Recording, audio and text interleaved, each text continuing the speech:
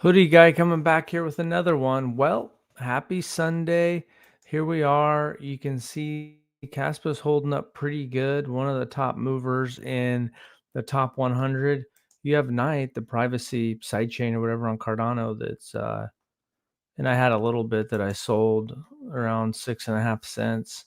It's up to almost 10 cents now. It's got crazy trading volume, $6 billion trading volume, a lot on Bybit, Binance Alpha. The hash rate is looking strong, just a few days away from the HTX listing. So you can see the Christmas theme. Christmas is coming soon. This article on or someone's post on Reddit said part of where the thumbnail came from: Caspa and Zcash, ZK proofs and future possibilities. With Jonathan recently meeting with Zcash team. And I think he's friends with Zuko, or I think he's the Zuko, one of the founders or the founder of Zcash, maybe even crashed on his floor or couch or something before. But it's interesting to think about potential synergies between Caspa and Zcash. Caspa's upcoming ZK-related upgrades combined with Zcash's advanced shielded transactions could open paths for privacy, scalability, and interoperability solutions in the future. Zcash has built a strong foundation around privacy and compliance, making it usable by institutions while still leveraging zero-knowledge proofs. For the long run, Caspa could benefit from these learnings or collaborations, especially if we look at ways to integrate privacy-friendly tech in a DAG-based scalable environment. Seeing these teams connect make me optimistic about cross-pollination of ideas between Caspa and established ZK ecosystem like Zcash. Would love to hear what others think about Zcash proofs, how they could shape Caspa's evolution to in the upcoming years. Here you have ZK proofs are shaping Caspa by enabling vProgs, which is the best form of smart contract crypto can currently come up with for layer one. As Caspa will evolve more and more, maybe we'll discover more use cases for ZK proofs as they evolve quite rapidly. This sounds great, and I know the technology would be sound. Not like people tracking Monero. Zcash seems to hold up better in this field of privacy. I'm computer savvy, just not a total geek. I feel like Casper could create something that's more adaptive, something like Midnight's token, rational privacy combined with shielded transactions of Zcash, almost like choosing your level of privacy. That is what I would like to see. But also, it's optional, similar to Litecoin's MWeb. There will be those who care nothing about this and others who could find Caspa privacy is necessary. If Caspa has optional shielding, it would be top 10 easily. What's interesting is that someone I saw got paid or paid someone. I can't remember if they paid him or paid someone. I saw an X where they were using USDC and they paid someone.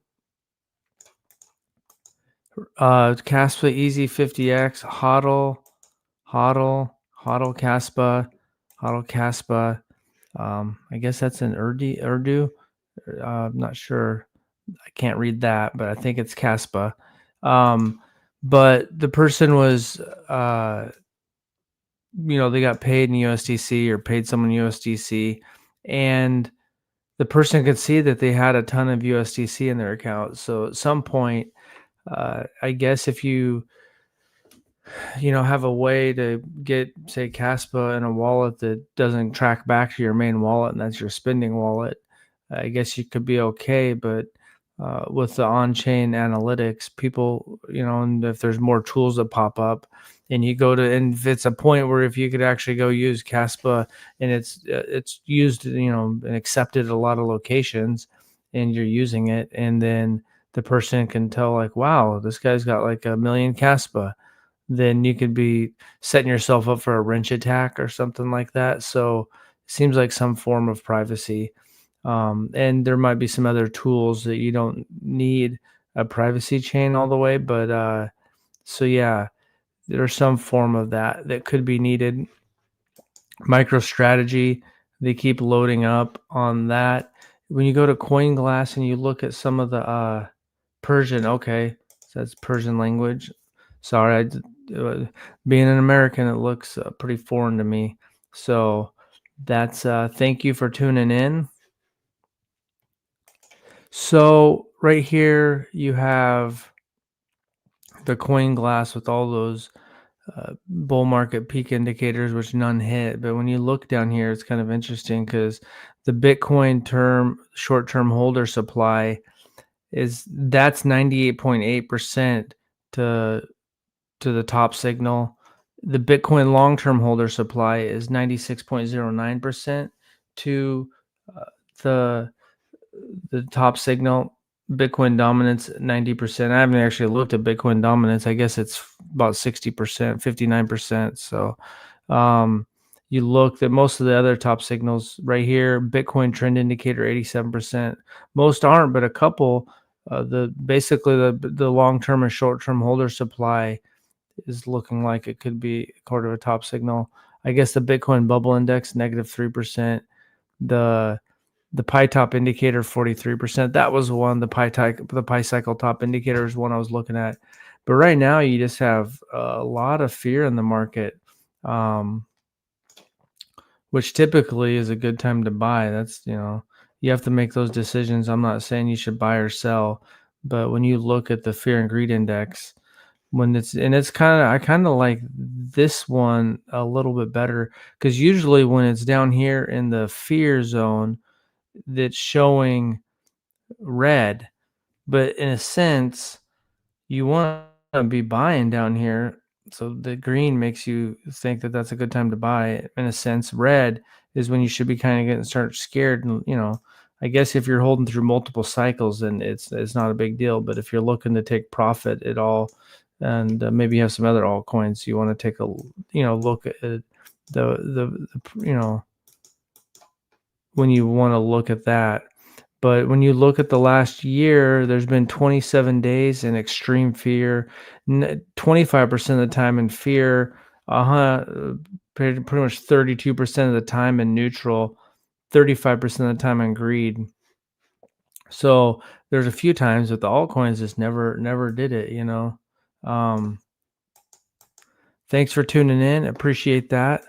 So yeah, holding strong, if you have dry powder, you know, it's a lot better to buy at these prices than 19 cents.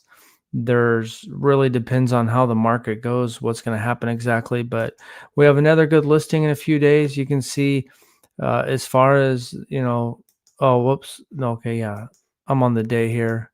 Guess if you look at the last 4 hours, but if you look at the day, the last 24 hours, Caspa, besides basically Mary and Knight, are the biggest ones. And it's kind of crazy because when you look at Knight on Coin Market Cap, it's got a crazy amount of trading volume, $6 billion. I mean, I don't know. It might be some of the top some of the top.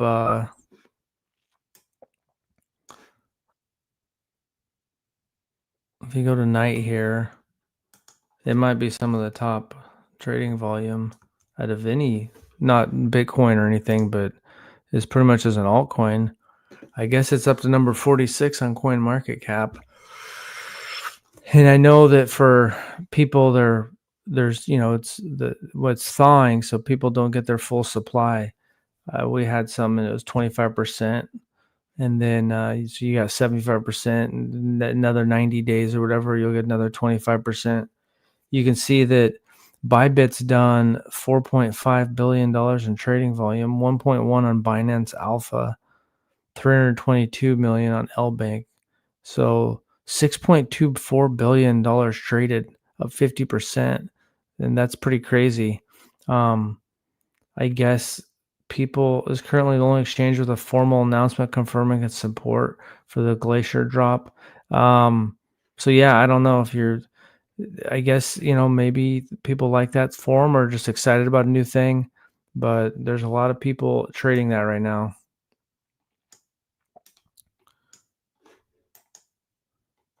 I guess Dr. Yonatan needs to see President Bukele for expanding mining. He might be close to President Trump. That'd be nice. I'm not sure if Bukele is that close to Trump.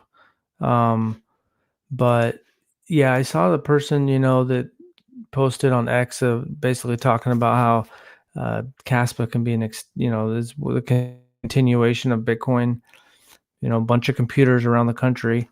And it'd be interesting, I know that the IMF came down hard on El Salvador, and sometimes when they're just basically maybe they had some Bitcoin in wallets from when people are using it as currency down there, but they've basically had to back off that for their IMF loans. But they're still holding pretty strong, I think. But yeah, Bhutan, that country is mining, so there could be some other miners popping up that we don't even know about.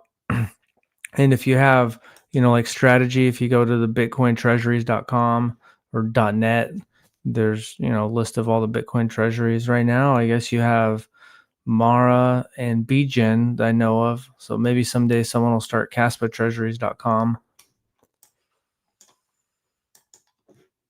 But yeah, there's a lot of exciting stuff, a lot of fear in the market. It hurts when the prices are down. That's for sure. And when you look at it, that's always the best time to buy. It just, you don't know.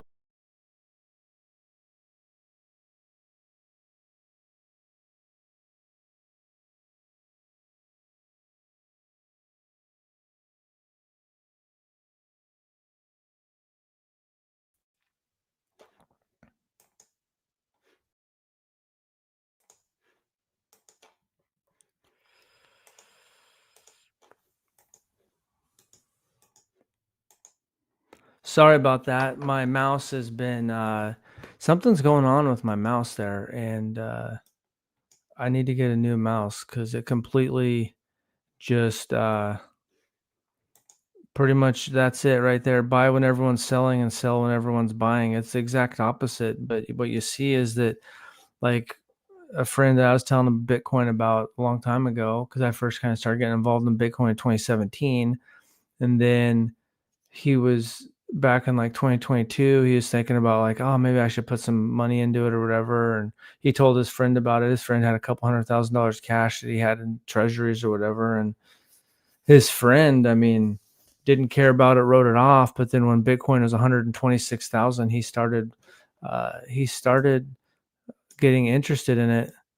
And so you see that the human psychology that uh, when you look at it, basically it's the exact opposite here. People are buying up here in the red and selling down here in the green because they're scared. And, I've held long enough. It hurts when the prices are down, but I've held long enough where it just at this point, it doesn't really matter that much. I mean, it just doesn't feel good that the altcoins didn't have a good 2025. There's a couple did, like Zcash and Monero did okay, did good. I mean, Zcash did great last year. And there's a few different ones that I guess Knight's over 10 cents, man. Knight keeps ripping up. It was just 5 cents not long ago. But you know, pretty much also, altcoin seasons, ETH barely hit an all-time high. So in general, blanket statement is that alts didn't have a good 2025. Now, I'm bullish on 2026, and we'll just have to see how it shakes out, and hopefully Caspa keeps getting the adoption, and the rewards, the fees keep going up, so more miners come online. The price going up will help too. For the long-term strategy might be good. Yep. That's like but yeah, for long-term strategy for people that wanted to acquire, then it was a gift, because if Caspa would have been 40, 50 cents or a dollar last year, someone couldn't get as much. But basically, being, you know, under 10 cents for a lot of the year, now at 4 cents, even that flash crash back in October or whenever that was, I think it was October, that flash crash. So I guess that's all I got. Caspa's holding strong, a few days away from the HTX listing. Uh, there's interesting things being built out. Takes time. Most of the market indicators haven't flashed. Some are kind of close. We don't know exactly how next year is going to play out, but there's some reasons to think it could be good. Some of the charts say it could be bad. That there's some, but that's is what it is. I think that there's a lot of bullish things on the horizon. We just have to see how it shakes out. So that's all I got. Thanks for watching and have a good day.